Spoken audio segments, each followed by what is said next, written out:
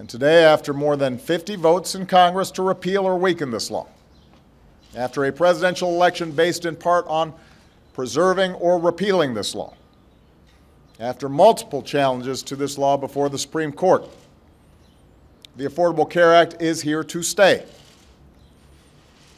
This morning, the court upheld a critical part of this law, the part that's made it easier for Americans to afford health insurance regardless of where you live.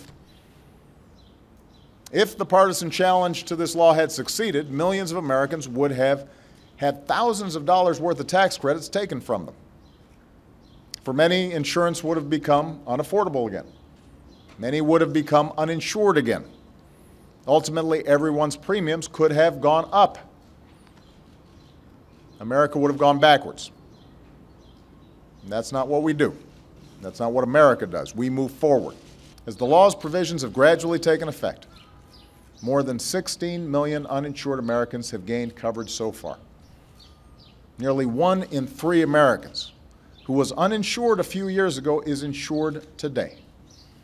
The uninsured rate in America is the lowest since we began to keep records, and that is something we can all be proud of. Meanwhile, the law has helped hold the price of health care to its slowest growth in 50 years. This is not a set of political talking points. This is reality. We can see how it is working. This law is working exactly as it's supposed to. In many ways, this law is working better than we expected it to. For all the misinformation campaigns, all the doomsday predictions, all the talk of death panels and job destruction, for all the repeal attempts, this law is now helping tens of millions of Americans.